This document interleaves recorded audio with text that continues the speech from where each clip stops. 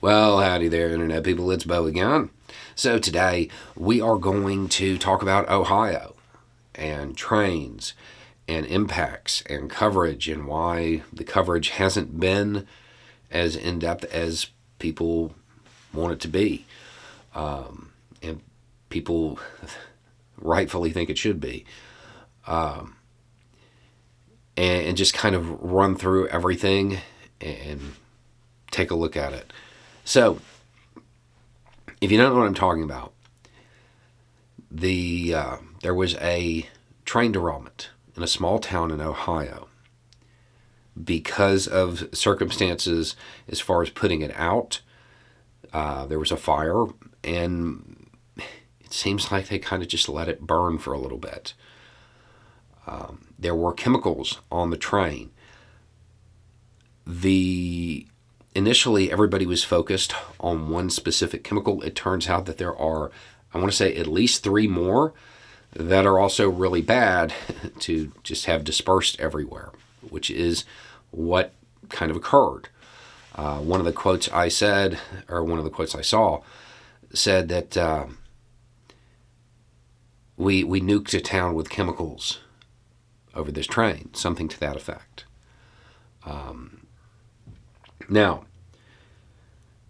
the question that most people have is about the environmental impacts, the long-term environmental impacts, and why it's not getting the coverage that it should. A whole lot of questions about this. And I started looking into it, and I made a couple of calls. Again, reminder, I do not feel well, so this isn't super in-depth. But what I have been able to kind of determine is that they don't know how bad it's going to be yet. That is probably the root of the media not covering the future environmental impacts. You have a general consensus that there are going to be future environmental impacts in soil, water, and air. The scale and scope of which, it's all over the place. You look at the worst case scenarios, it's huge, like a regional event.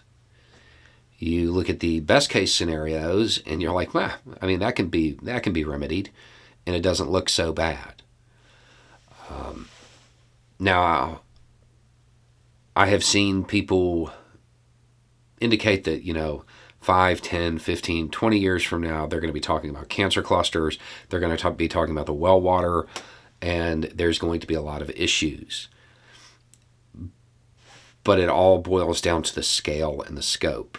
And this is the part that there hasn't been a consensus reached. So I think that media outlets may be very leery about putting out a bunch of information that turns out to be wrong.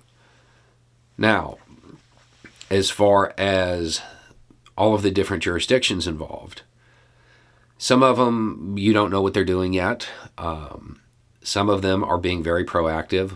West Virginia, as an example, if I have this right and I understand this correctly, they're already set up. They have it set up so they can switch their water supply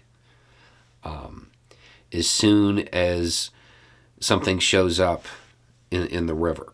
And they're testing for it. And if something shows up, they'll just switch over to something else. And they're being proactive in trying to make sure that the water doesn't become an issue for the people in their state. Other areas, there's not information that I could find. Now,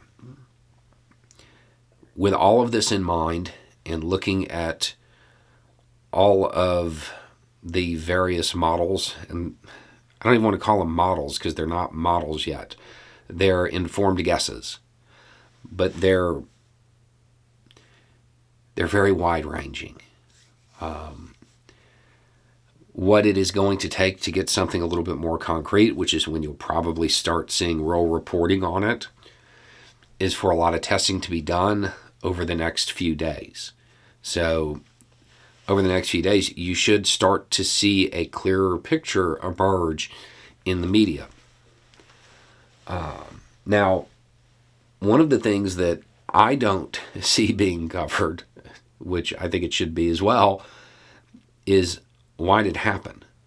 And more importantly, what can we do to stop it from happening again?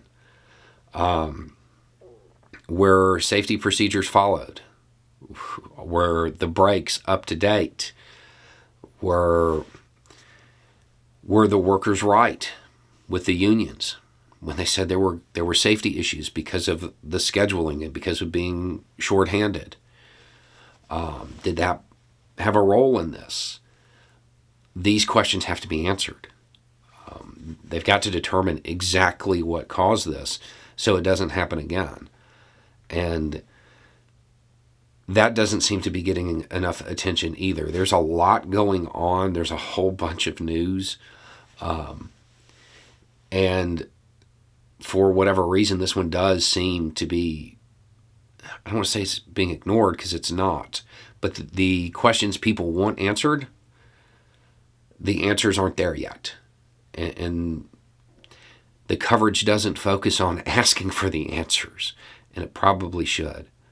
We need a clear picture. We need role models about the environmental impact of this, because the worst cases are really bad, and we need to figure out where that's at. The feds might need to step in and make sure that that occurs. And then we definitely need to know why it happened and how to mitigate it.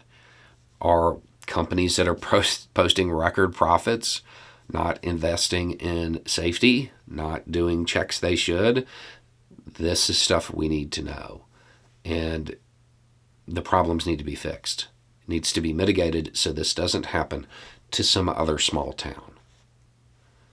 Anyway, it's just a thought. Y'all have a good day.